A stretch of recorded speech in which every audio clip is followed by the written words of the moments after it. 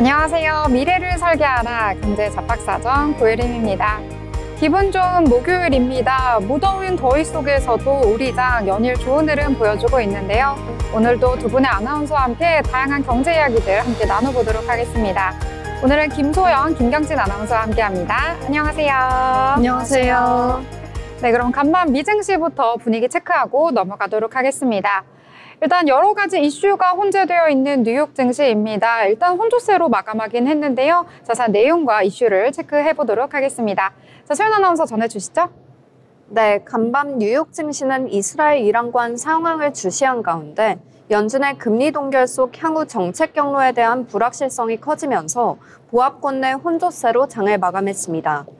다우지수와 S&P 500 지수가 0.10%, 0.03% 하락했고요. 기술주 중심의 나스닥 지수는 0.13% 상승했습니다. 글로벌 이슈 통해 자세한 내용 살펴보겠습니다. 연방준비제도는 이날 연방공개시장위원회 정례회의에서 예상대로 기준금리를 동결했습니다. 연준 위원들은 분기 경제 전망 요약에 담긴 전표도에서 올해 최종 기준금리 수준을 3.9%로 유지하면서 연내 2회 금리 인하 전망을 유지했습니다.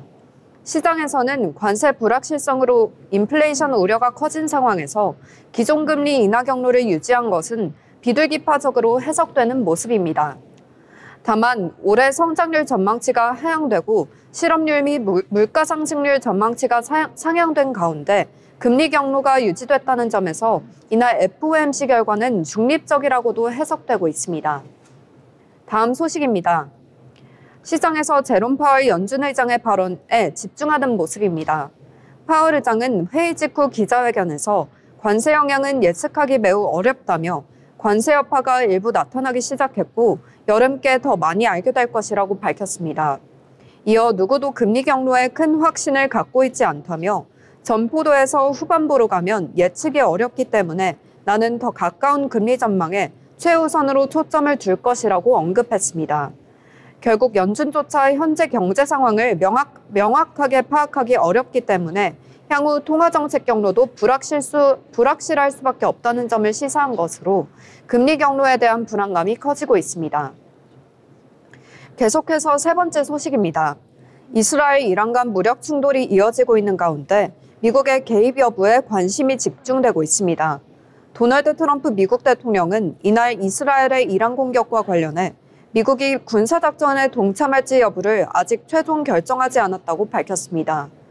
트럼프 대통령은 이날 백악관 지무실에서 기자들과 만나 무엇을 할지에 대한 구상은 있지만 아직 최종적인 결정을 내리지 않았다고 언급했으며 이란 정권의 교체 가능성과 관련된 질문에는 그럴 수도 있다고 답했습니다. 다음으로 히트맵 보겠습니다. 종목별로는 엔비디아 0.94%, 마이크로소프트 0.46%, 애플 0.48%, 테슬라 1.82% 상승했고요. 아마존은 1.07%, 알파벳 1.49%, 메타 0.21% 하락했습니다. 이렇게 대형 기술주들이 오늘 엇갈린 모습을 나타냈습니다. 다음으로 주요 기업들 이슈도 함께 보시죠. 세계 최대 전자상거래 업체 아마존이 현지 시간 18일 미국 캘리포니아주에 로봇택시 생산 시설을 오픈했습니다. 아마존의 자율주행 부문인 죽스는 이날 성명을 통해 샌프란시스코 베이 지역의 헤이워드에 로봇택시 생산 시설을 열었으며 이곳에서 최대 연간 10,000대 맞춤형 로봇택시를 생산할 수 있다고 밝혔습니다. 아마존의 이번 로봇택시 생산 시설 발표는 구글의 자율주행차 웨이모가 이미 샌프란시스코와 로스앤젤레스 등에서 운행을 하는 등 상업 서비스를 확대하고 있고 전기차 업체 테슬라가 텍사스 오스틴에서 서비스 개시를 앞두고 있는 가운데 나왔습니다. 에반스 CEO는 라스베이거스에서 로봇택시를 몇 대 운행 중이며 올해 말부터 상용 서비스를 시작할 예정이라고 말했습니다. 이에 따라 로봇택시 서비스를 둘러싼 경쟁은 한층 치열해질 전망입니다. 구글의 자율주행차 기업 웨이모가 미국 뉴욕에서 무인 택시를 운행합니다. 현재 웨이모의 무인 로봇택시는 샌프란시스코 등 4개 도시에서 운행 중인데 이를 미 동부까지 확대하는 것입니다. 현지 시간 18일 웨이모는 뉴욕에서 로봇택시를 운행하기 위해 뉴욕 교통국에 허가 신청을 제출했다고 발표했습니다. 뉴욕에서 로보택시를 운행을 위한 첫걸음을 내디딘 것입니다. 마이크로소프트가 인공지능 투자 확대에 맞춰 영업 부문을 비롯해 수천 명의 추가 감원을 계획하고 있는 것으로 알려졌습니다. 이번 조치는 지난 5월 감원에 이어 2달 만에 진행되는 것으로 시장에서는 AI 기술 확산에 따른 대규모 인력 변동의 신호로 해석되고 있습니다. 이번 감원 대상은 주로 영업 부문이며 영업팀 외의 조직에도 일부 영향이 미칠 것으로 전해졌습니다. 블룸버그 통신은 마이크로소프트의 이번 결정 배경에 AI 인프라 투자로 인한 인건비 부담이 있다고 전했습니다. 마이크로소프트는 매년 수백억 달러를 AI 관련 인프라와 기술 개발에 투입하고 있으며 내달부터 시작되는 신규 회계 연도에도 자본 지출 증가세를 예고했습니다. 이 같은 구조조정 움직임은 전 세계 IT 업계 내 AI 도입 확산과 맞물려 사무직 중심의 일자리 감소가 점차 현실화되고 있다는 평가를 낳았습니다. 마지막 소식입니다. 테슬라가 자율주행 로보택시 서비스를 오는 6월 22일부터 일반 대중에게 시범 제공할 계획이라고 밝혔습니다. 다만 일론 머스크 CEO는 안전을 최우선으로 고려하고 있어 일정은 변경될 수 있다고 덧붙였습니다. 테슬라는 6월 말부터 일부 사용자들에게 자사 로보택시 차량을 이용한 주행 체험을 제공할 방침입니다. 지금까지 미증시 마감 시황 전해드렸습니다. 네, 미증시 전체적인 분위기 그리고 각 기업별 이슈까지 짚어주셨습니다. 자, 일단 뉴욕 증시 같은 경우에는 이 장 초반에 비해서 상승분 일부 반납하면서 혼조세로 조금은 아쉽게 마무리가 되긴 했는데요. 일단 시장에서 가장 주목했던 건 연준이 아니었을까 싶습니다. 연준이 기준금리 동결, 그런데 사실상은 예고가 됐었기 때문에 조금은 시장에 미치는 영향은 미비했을 수도 있다라고 볼 수가 있겠는데요. 자, 일단은 투자자들이 관심을 모았던 연준 위원들의 금리 전망가 그리고 파월 의장의 발언까지 이 기존의 견해를 유지하면서 시장에는 미치는 영향이 좀 제한적이었다라고 볼 수도 있겠는데요. 그렇기 때문에 시장 투자자들은 연준의 이 기준금리 발표보다도 좀 중동의 전쟁에 더욱더 시선이 모아진 것 같습니다. 이스라엘과 이란 간의 분쟁과 갈등이 계속해서 고조되고 있는 가운데 어떻게 또 분위기가 흘러갈지 그에 따라서 주가의 변동 크게 미칠 것 같거든요. 이 부분에 대해서도 소식이 전해지는 대로 저희가 정리를 해서 전달을 해드리도록 하겠습니다. 자, 그러면 이번에는 저희 기업에 대해서도 살펴볼 시간인데요. 그동안 자동차 관련된 기업들도 가끔씩 나왔었는데 오늘도 경진 아나운서가 그 부분에 대해서 준비하셨다고요? 네, 오늘은 미래 모빌리티의 새로운 지평을 열고 있는 혁신적인 자동차 기업을 만나볼 시간입니다. 사실 제가 얼마 전에 중국에 여행을 다녀왔는데요. 제가 살던 때랑은 완전히 달라졌더라고요. 외제차 브랜드가 정말 많았었는데 이번에 가보니 중국 전기차 브랜드가 다양하게 존재하고 있어서 매우 놀랐습니다. 택시를 탈 때마다 다른 중국차 전기차를 타보는 것도 색다른 경험이었는데요. 그중에서도 제 눈에 띄었던 건 바로 이 지커라는 브랜드였습니다. 와, 이 택시기사님 말씀으로는 지커는 BYD와 함께 중국 전기차 시장 내에서 양강구도를 이루고 있다고 합니다. 우리가 상상했던 미래차의 모습, 그것을 현실로 만들어가고 있는 브랜드이자 단순한 이동수단을 넘어 디자인과 기술, 그리고 인간 중심의 경험을 통해 전기차 시대를 재정의하고 있는 회사죠. 특히 짧은 역사에도 불구하고 글로벌 시장에서 빠르게 존재감을 드러내고 있으며 프리미엄 전기차의 새로운 기준을 제시하고 있습니다. 오늘 만나볼 기업은 바로 지커입니다. 과연 지커는 어떻게 전기차 시장에서 새로운 강자로 떠오르고 있을까요? 지금부터 그들의 이야기를 함께 따라가 보시죠. 지커는 2021년 3월 중국의 거대 자동차 그룹 지리의 자동차 홀딩스가 야심차게 설립한 프리미엄 전기차 브랜드입니다. 지커라는 이름은 제로에서 시작하여 전기차 시대를 진화하고 희귀 원소 크립톤처럼 특별한 존재가 되겠다는 의미를 담고 있습니다. 설립 당시부터 테슬라와 니와 같은 글로벌 전기차 강자들과 경쟁하겠다는 명확한 목표를 가지고 있었습니다. 지커는 2025년 2월 링앤코를 인수하며 지커그룹이라는 지주회사 체제로 전환하는 등 빠르게 몸집을 키우고 있습니다.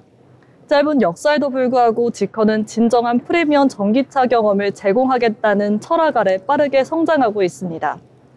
지커의 성공 뒤에는 혁신적인 기술력이 있습니다. 특히 지리그룹이 개발한 Sustainable Experience Architecture, 즉 SEA 플랫폼을 기반으로 뛰어난 성능과 유연한 생산 능력을 확보했는데요. 이 플랫폼은 다양한 크기와 형태의 전기차를 효율적으로 만들 수 있게 해줍니다. 지커의 첫 번째 모델은 2021년 4월에 출시된 지커 001입니다. 이 럭셔리 슈팅 브레이크 모델은 세련된 디자인과 강력한 주행 성능으로 큰 주목을 받았었는데요. 이후 도심형 럭셔리 SUV인 지커 X, 그리고 럭셔리 대형 MPV인 지커 009, 그리고 세단 모델인 지커 007 등 다양한 라인업을 선보이며 프리미엄 전기차 시장에서 입지를 다지고 있습니다. 또한 차세대 SUV인 지커 7X와 지커 9X, 지커 믹스 등 새로운 모델들을 지속적으로 개발하며 기술력을 과시하고 있습니다. 지커는 디자인을 통해 전기차에 대한 인식을 새롭게 하고자 합니다. 스웨덴 예테보리에 위치한 지커의 첨단 디자인 센터는 세계적인 자동차 디자이너 스테판 시엘라프가 이끌고 있으며 모든 전기차 디자인을 유럽에서 담당하고 있습니다. 이는 지커가 단순한 중국 브랜드가 아닌 글로벌 프리미엄 브랜드로서의 정체성을 확립하려는 의지를 보여주는데요. 이러한 전략의 일환으로 지커는 유럽 시장 확장에 적극적인 편입니다. 2023년에는 스웨덴 스톡홀름에 첫 유럽 쇼룸을 열었고 유럽 본사는 네덜란드 암스테르담에 위치하고 있습니다. 유럽뿐만 아니라 지커는 이스라엘, 호주, 싱가포르, 일본, 브라질 그리고 한국 등 전 세계 주요 시장으로의 확장을 계획하며 글로벌 브랜드로 도약하고 있습니다.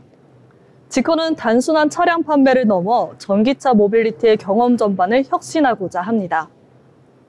지커 케어를 통해 차량 관리 서비스를 제공하고 지커 파이낸스를 통해 편리한 금융 서비스를 제공합니다. 특히 지커 파워는 전기차 충전 솔루션을 제공하여 사용자들의 전기차 생활을 더욱 편리하게 해주는데요. 지커 커넥티드는 통합된 디지털 경험을 제공하며 운전자와 차량 이용을 간편하게 연결해주기도 합니다.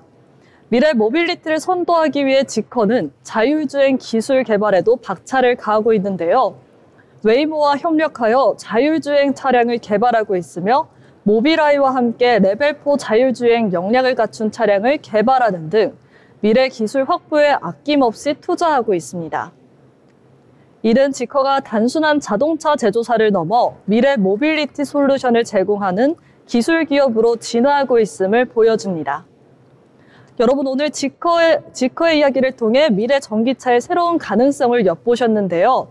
지커는 디자인, 기술, 혁신을 통해 전기차를 재정의한다는 비전 아래 프리미엄 전기차 시장의 판도를 바꾸고 있습니다. 단순한 이동수단을 넘어 사용자에게 최고의 경험과 최첨단 기술을 선사하려는 그들의 노력이 빛을 발하고 있죠. 앞으로 지커가 글로벌 시장에서 어떤 새로운 기록을 써내려 갈지 그리고 우리의 모빌리티 생활을 어떻게 변화시킬지 기대됩니다. 지금까지 알아두면 쓸데있는 기업사전 지커였습니다. 네, 지커에 대해서 함께 알아봤습니다.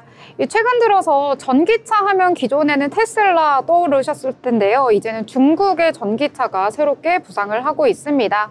비아디뿐만 아니라 지커, 또 샤오미, 샤오펑 등 이 다른 중국 업체들도 이 전기차 시장에 뛰어들게 되면서 점점 그 영역을 확장하고 있는데요.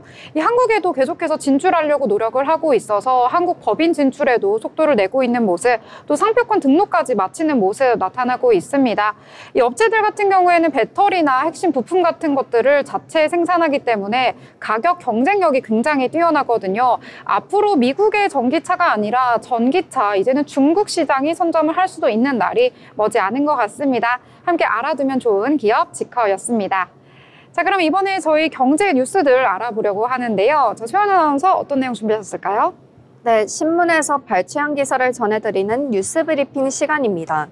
오늘은 4가지 소식을 준비했는데요. 먼저 첫 번째 소식부터 보시죠. 도널드 트럼프 미국 대통령이 현지 시간 17일 이란 최고 지도자가 어디에 숨어 있는지 정확히 알고 있다며 무조건 항복하라고 이란을 압박했습니다. 트럼프 대통령은 이날 SNS에 이란 최고 지도자를 거론하며 그는 쉬운 표적이라고 밝혔습니다. 이어 우리는 적어도 지금은 그를 제거하지 않을 것이라고도 했습니다. 또 우리는 이란 상공에 대한 완전하고 전면적인 통제권을 확보했다고 했습니다. 우리는 미국과 이스라엘을 자칭한 것으로 해석됩니다. 이란 최고 지도자 아야톨리 알리 하메네이는 이날 새벽 SNS에 테러리스트인 시오니스트 정권에 강한 반격을 해야 한다. 자비는 없을 것이라고 적었습니다. 또 페르시아어로 전투가 시작됐다는 글도 올렸습니다. 항복이 아니라 항전을 택한 것입니다. 트럼프 대통령은 이날 인내심이 바닥나고 있다면서 무조건 항복하라는 최후 통첩을 보냈습니다. 캐나다에서 열리고 있는 주요 7개국 정상회의에서 예정보다 일찍 미국으로 돌아온 그는 이날 오후 국가안전보장회의를 소집해 1시간 20분에 걸친 회의를 가졌습니다. 미국이 이란 이스라엘 분쟁에 개입할 것인지를 논의한 것으로 해석됩니다. 미국 국무부는 20일까지 주 이스라엘 대사관을 폐쇄하고 자국민의 이란, 이스라엘, 이라크 지역으로 여행하지 않도록 촉구했습니다. 이어서 다음 소식입니다. 도널드 트럼프 미국 대통령이 중동 전쟁에 개입할 조짐을 보이면서 경제 충격이 커지고 있습니다. 현지 시간 17일 미국의 경제 포털 야후 파이낸스에 따르면 트럼프가 중동 정제에 본격 개입하면 관세 폭탄으로 인플레이션 상방 압력이 고조되고 있는 가운데 미국 경제가 침체에 빠질 가능성이 크다고 전망했습니다. 현재 관세 폭탄에도 미국 인플레이션은 잘 관리되고 있습니다.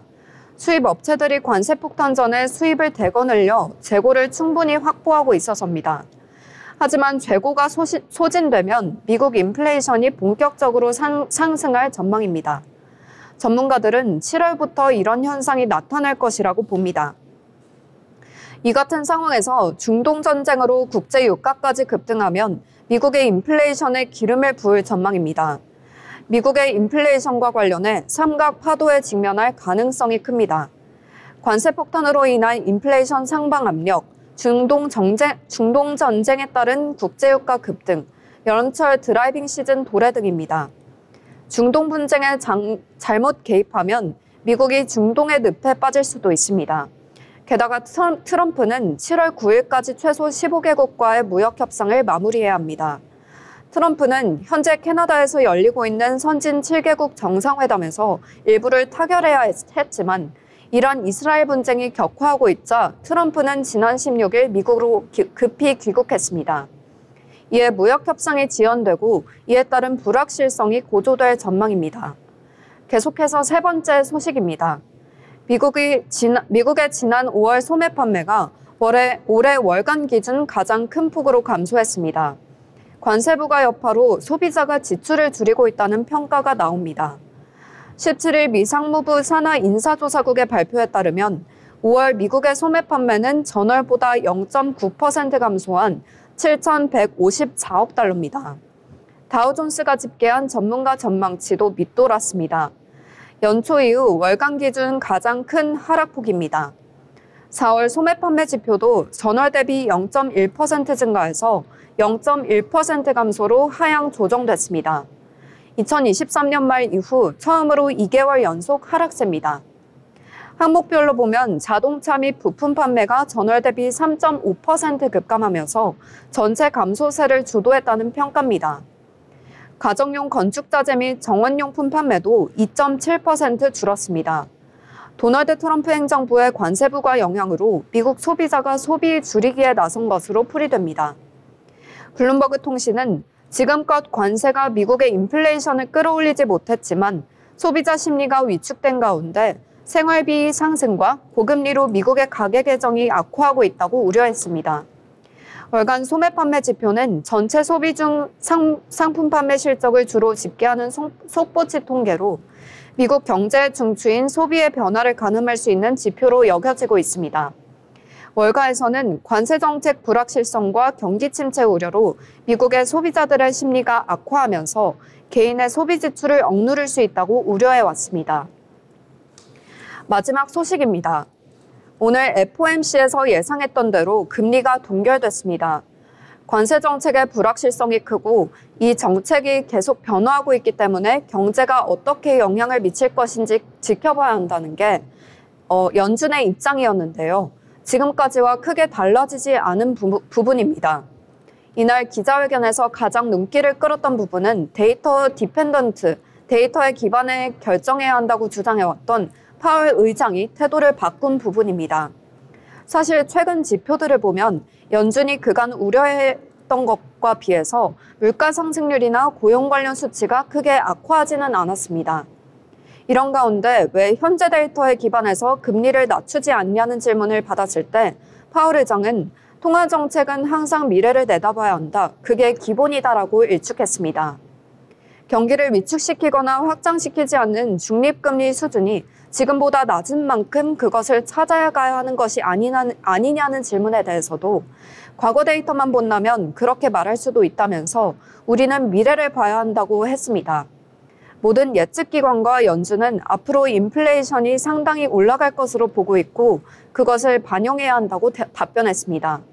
쉽게 말해 데이터상으로 표현되지 않는 물가 상승의 가능성에 대비하기 위해선 금리를 쉽게 떨어뜨릴 수 없다는 것입니다.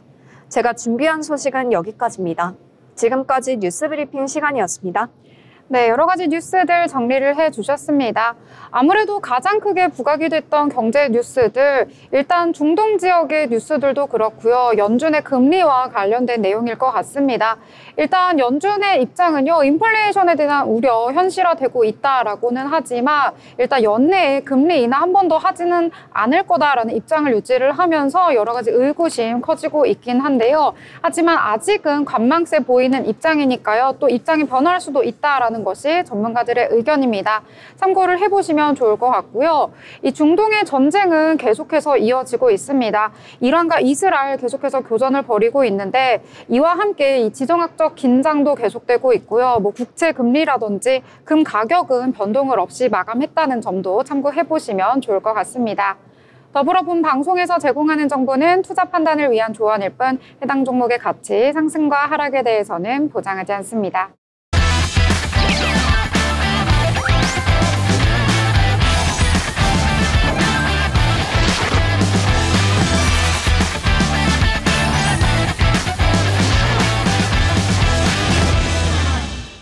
네, 이번 시간은 돈을 잘 벌고 싶은 고수가 되고 싶은 아나운서들이 모여서 주식 이야기, 경제 이야기 함께 나눠보도록 하겠습니다. 자, 일단 미증시는 혼조세로 마감하긴 했는데요. 국내 증시는 그래도 최근 들어서 분위기 계속해서 이어가고 있습니다. 오늘도 선전해주는 분위기 나타났는데요. 오늘도 또 한 번 3천 코스피 도전하긴 했는데 현실화되지는 못했습니다. 그래도 또 코앞에까지 바짝 다가서면서 마감을 하긴 했는데요. 자, 그럼 자세한 지수 분위기도 함께 살펴보도록 하겠습니다. 먼저 코스피 같은 경우에는 전거래일 대비 0.19% 상승하면서 마감을 했는데요. 2,977선에서 마감을 했습니다. 이 장 초반에 빨간불로 시작을 했었는데 이 장 초반에 하락 전환하긴 했거든요. 계속해서 마이너스권에서 움직이면서 오늘은 좀 파란불로 마감을 하나 싶었는데 오후 2시 반 정도가 넘어가면서부터 상승 전환한 이후에 막판에 힘을 조금 내주면서 마감을 했습니다. 그래도 강보합선에서 마감을 하면서 오늘까지 4거래일 연속해서 상승하면서 마감하는 모습 확인할 수가 있겠는데요. 오늘 같은 경우에는 코스피 시장에서 외국인과 기관 동반 매도 포지션이 나왔습니다. 장중 내내 물량을 추리하는 모습 나타나줬고요. 오늘 같은 경우에는 외국인의 이 매물 출회가 좀 강하게 나타났습니다. 3천억 원 넘게 매물을 출회하는 모습 나타나줬고요. 오늘 같은 경우에는 금융투자라든지 연기금 같은 경우에도 일제히 매도 포지션을 잡았다라고 볼 수가 있겠습니다. 이 코스닥 시장도 살펴보시면은요, 코스피와 조금 비슷한 흐름이 나타났는데요. 장 초반에 마찬가지로 빨간불로 출발을 했었는데 이 장중 내내 계속해서 등락을 거듭하는 모습 나타났습니다.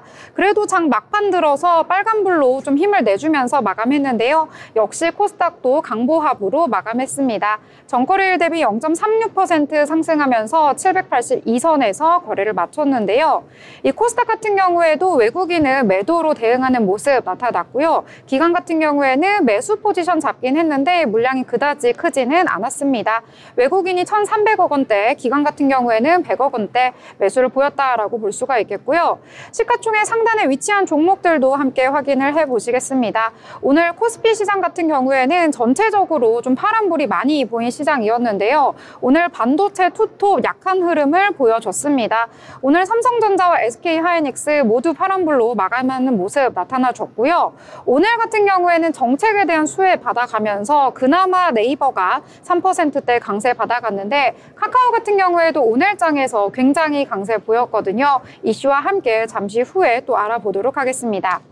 이 코스닥 시장 같은 경우에는 그래도 코스피보다는 조금은 나았습니다. 상단에 위치한 종목들 빨간불이 많이 보였는데요.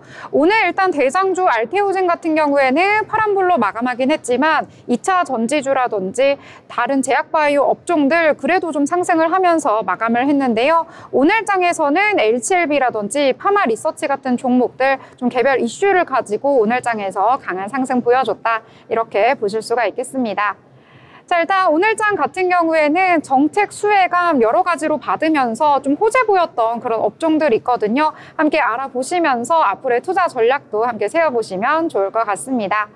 자, 그럼 소연 아나운서 어떤 내용부터 함께 알아볼까요? 네, 첫 번째로 살펴볼 국내 특징주는 카카오인데요. 카카오가 이재명 정부 인공지능 정책 수혜를 입을 것이라는 전망에 강세했습니다.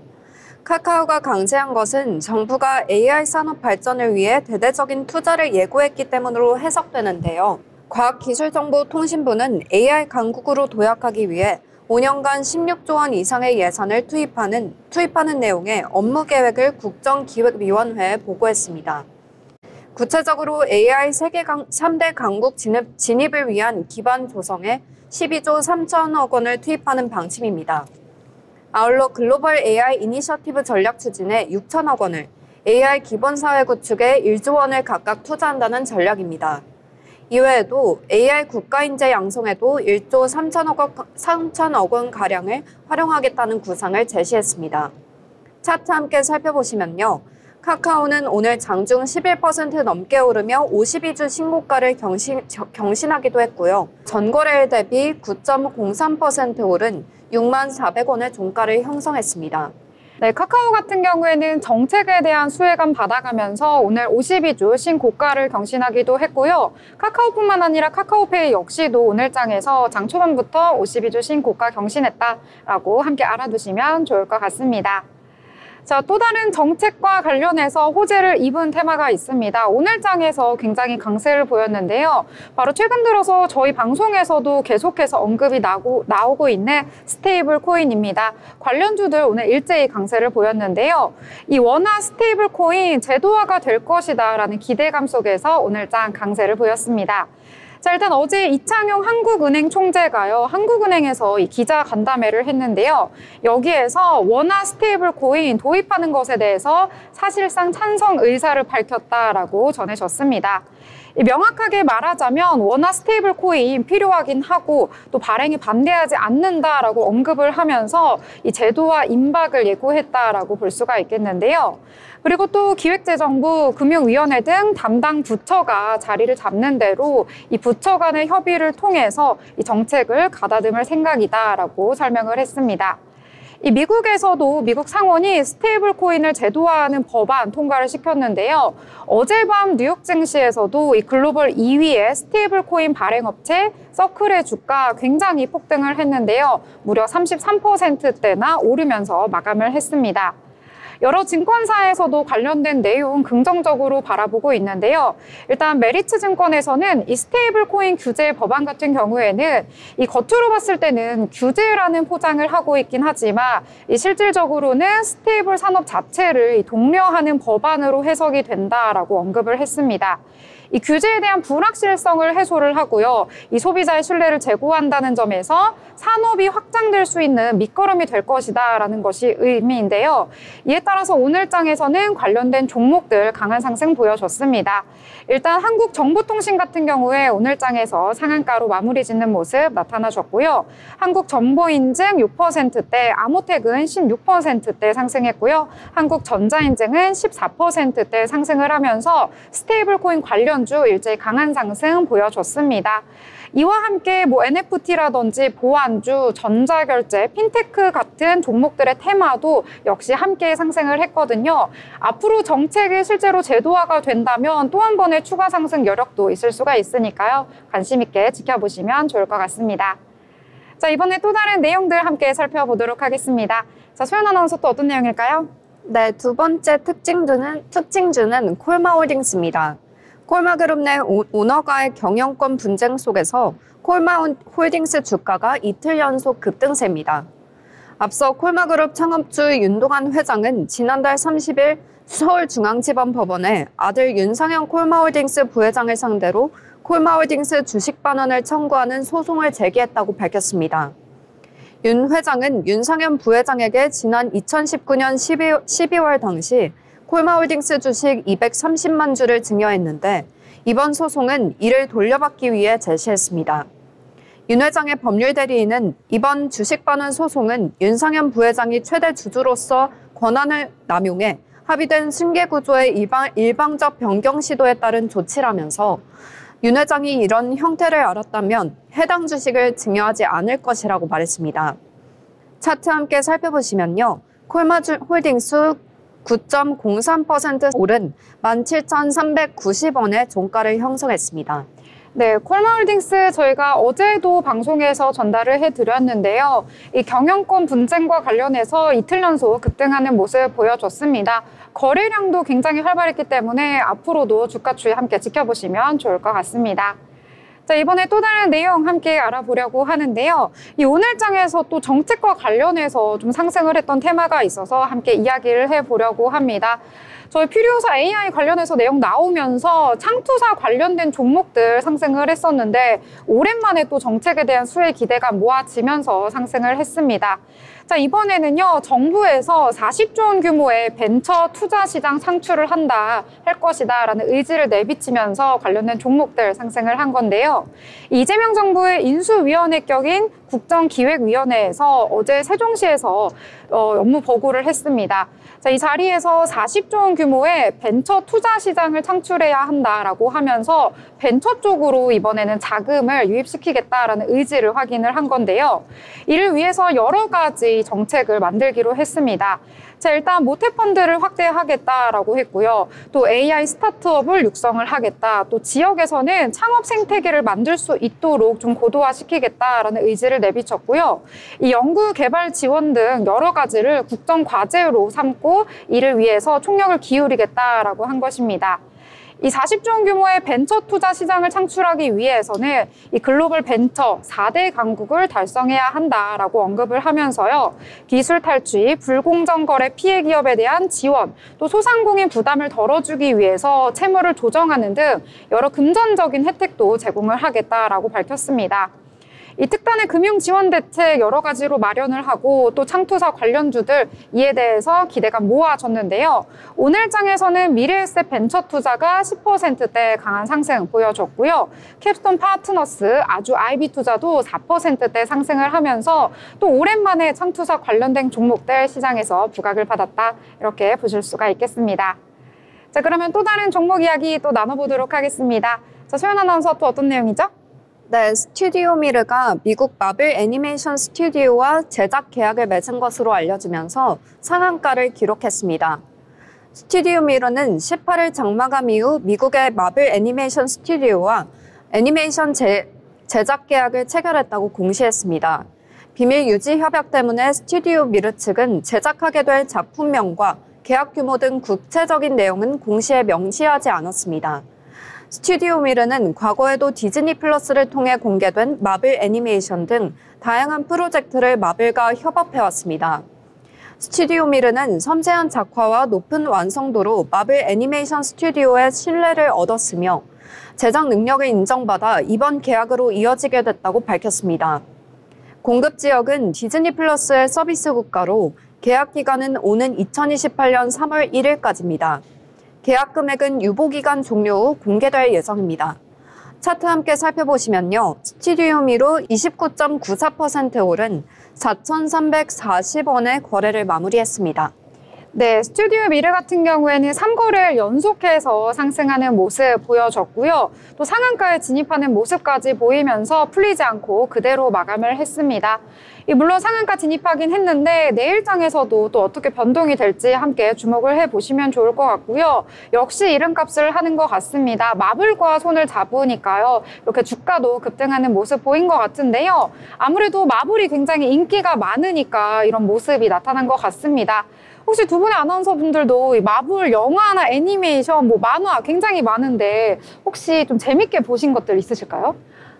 놀랍게도 저는 사실 마블을 별로 안 좋아해서 아, 정말요? 네, 히어로물을 별로 안 좋아해서 네. 제가 사실 마블 영화를 한 번도 본 적이 없어요. 오. 그래서 사실 아는 캐릭터라고는 아이언맨밖에 없는. 유명하죠. 네.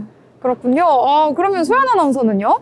저도 딱히 기억 남는 게 없는데 사실 마블 하면은 제일 먼저 떠오르는 게 어벤져스 아닐까 싶습니다. 맞아요. 어벤져스는 그래도 한 번쯤 많이 보셔가지고 그 이야기가 나올 줄 알았는데 예상치 못하게 안 보셨다고 하니까 보긴 보셨죠. 네. 네, 그래서 한때 엄청난 열풍을 일으켰던 것 같은데 또 예상치 못한 분이 한 분 계셨네요. 네, 이렇게 마블 이야기까지 함께 나눠봤는데요. 자, 그러면 이번에는 저희 인물에 대해서 함께 알아보도록 하겠습니다. 자, 그럼 경진 아나운서가 관심 있는 인물은 과연 누구인가요? 네. 다시 돌아온 오늘 이 시간, 오늘의 인물 로그입니다. 네, 오늘은 세계 채권 시장의 흐름을 잇는 전설적인 거물 한 명을 만나볼 시간인데요. 클래식 음악을 사랑하고 현대미술에 수백억 원을 기부할 정도로 감성적인 인물이지만 금융시장에서는 채권의 제왕 혹은 채권 왕으로 불리는 인물입니다. 오늘의 주인공은 제프리 건들라흐입니다. 예리한 통찰력과 정교한 분석력으로 시장을 꿰뚫으며 특히 미국 경제에 대한 거침없는 발언들로 늘 투자자들의 이목을 집중시켜왔죠. 그런 그가 최근 시장을 향해 던진 메시지는 단 3단어였습니다. Sell America Now. 과연 이 경고의 메시지는 어떤 의미를 담고 있을까요? 지금부터 함께 따라가 보시죠. 제프리 건들라흐는 1959년 미국 뉴욕의 에머스트에서 태어났습니다. 그는 수학과 철학을 전공하며 다트머스 대학교를 수마쿰 라우데, 즉 최고 성적으로 졸업했고 이에 예일대학교에서 수학 박사과정을 밟았지만 학문보다는 실제 숫자가 움직이는 금융의 세계에 더 매력을 느끼고 박사과정 중에 중퇴하게 됩니다. 그의 투자 커리어는 1980년대 중반부터 시작되었는데요. TCW라는 자선 운용사에서 채권 운영을 맡으며 탁월한 성과를 내기 시작했고 10년 동안 중기 채권 펀드에서 상위 2% 안에 드는 수익률을 꾸준히 기록하며 금융업계에서 믿고 맡기는 채권 운영가라는 명성을 얻게 됩니다. 하지만 2009년 예상치 못한 해고 통보를 받게 되었고 회사를 상대로 소송까지 가는 진통을 겪지만 결과적으로 그는 약 6,670만 달러의 보상을 받으며 새로운 출발선에 서게 됩니다. 그는 같은 해 오랜 동료들과 함께 더블라인 캐피털을 설립하게 됩니다. 단기간에 수십억 달러의 투자금이 몰렸고 이후 그의 회사는 글로벌 채권 시장에서 핵심 운용사로 자리매김하게 됩니다. 현재 더블라인 캐피털의 운용 자산은 900억 달러를 넘어섰고 건들라흐는 블룸버그, 배런스 등이 선정한 세계에서 가장 영향력 있는 투자자 명단에 꾸준히 오르고 있죠. 그가 주목받는 이유는 단순한 수익률 때문만은 아닙니다. 건들라흐는 단기적인 트렌드보다는 시장의 구조적 변화, 그리고 장기적인 흐름을 집요하게 관찰하고 분석하는 투자자입니다. 위기가 다가오기 전에 먼저 위험을 감지하고 대부분이 낙관에 빠져 있을 때 냉정하게 경고할 수 있는 바로 그 직관과 분석력 덕분에 채권 왕이라는 별명을 얻었죠. 그는 팬데믹 이후 미국이 무제한으로 국채를 발행하고 과도한 재정 지출에 의존하는 구조가 결국 달러의 가치를 약화시키고 있다고 경고해 왔습니다. 2020년 인터뷰에서는 The dollar is doomed, 즉 달러는 끝났다라는 표현까지 써가며 미국 통화와 자산 시장의 불안정성을 날카롭게 지적했습니다. 그리고 최근 그는 다시 한번 시장에 강한 경고를 던졌습니다. 바로 이 3단어로 말이죠. Sell America Now. 미국 자산에서 발을 빼라는 신호였습니다. 그가 이렇게 말하는 배경에는 미국 경제의 구조적인 문제가 있습니다. 트럼프 정부의 무역 관세 정책은 물가를 자극하고 있고 인플레이션과 실업률은 동시에 상승하고 있으며 미국 소비자들의 지출 여력은 점점 약화하고 있습니다.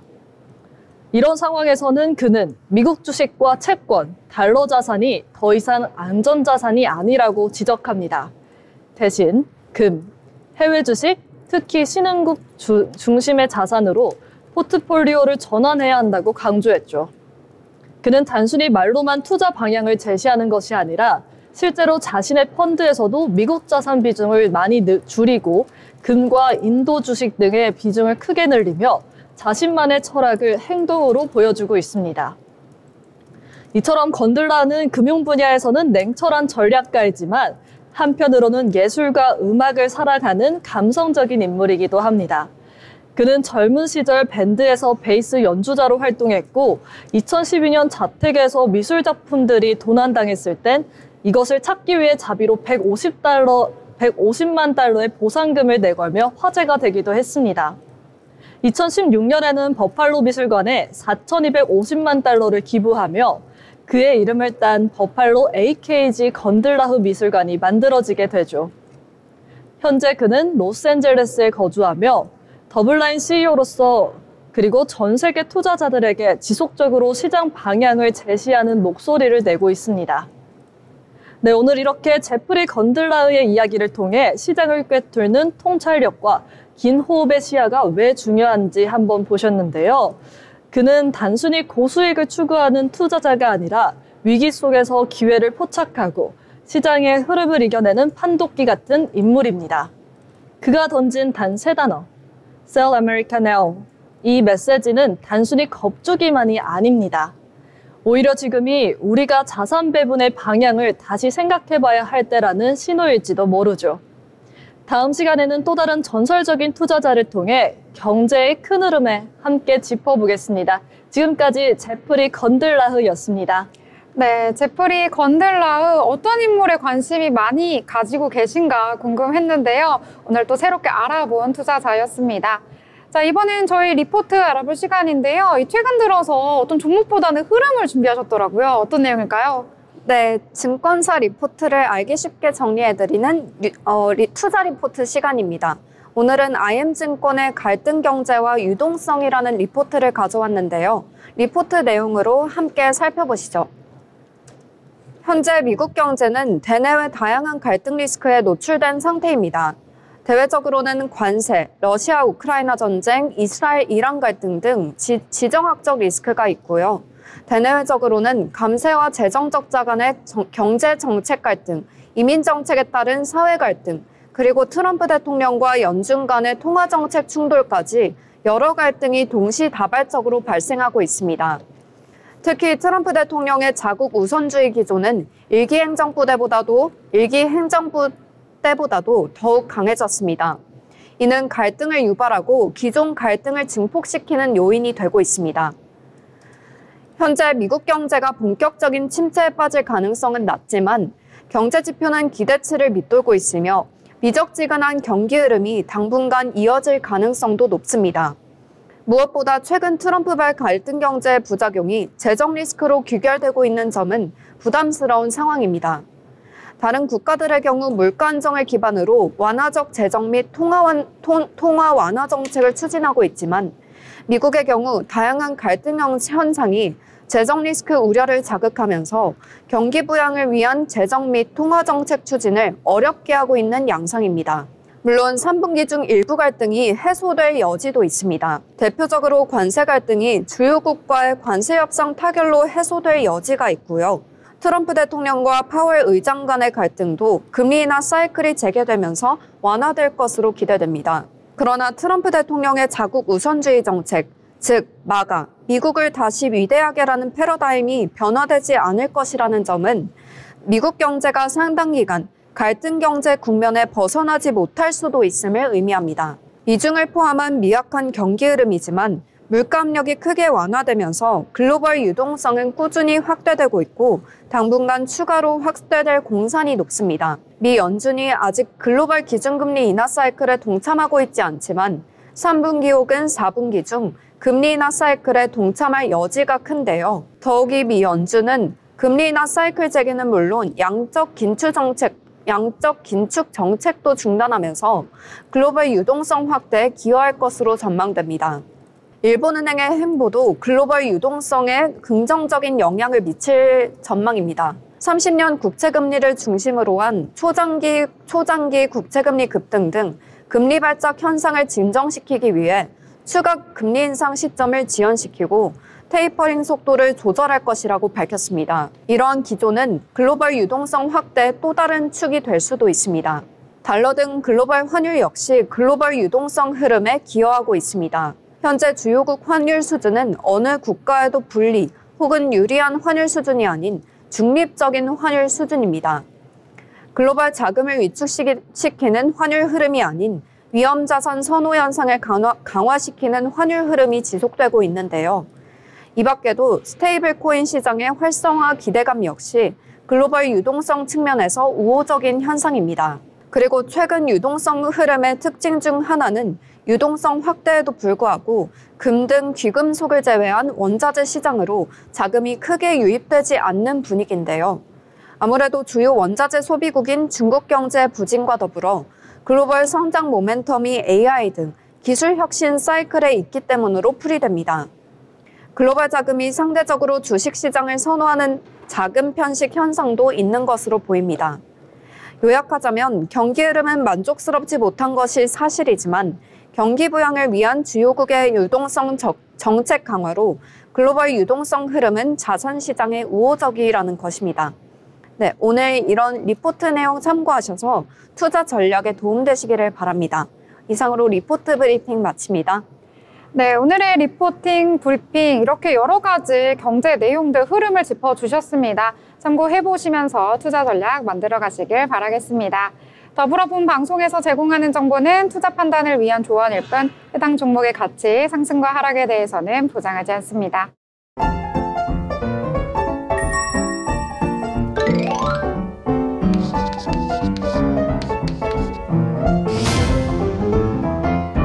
네, 오늘 장에 대해서 다양하게 이야기 나눠봤습니다. 자, 이번에는 마무리를 좀 해볼까 하는데요. 자, 경진 아나운서 오늘 장 어떻게 마무리해볼까요? 네, 오늘 정말 다양한 소식들을 전해드렸는데요. 특히 자동차 관련된 소식들이 많았습니다. 아마존에서 로보택시 공장을 건설하고 그리고 또 테슬라도 로보택시에 관련된 이 시험 운행을 시작할 예정이고 또 저 또한 기업 소개에서 지커를 소개해드렸는데요.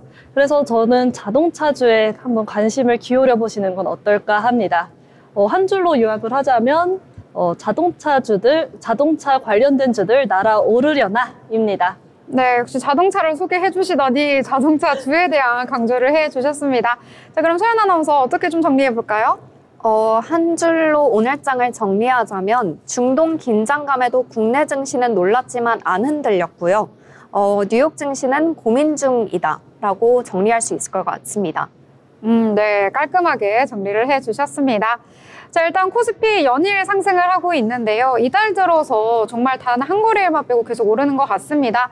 연속해서 상승세 보이고 있다라고 볼 수가 있겠고요. 이번 달 들어서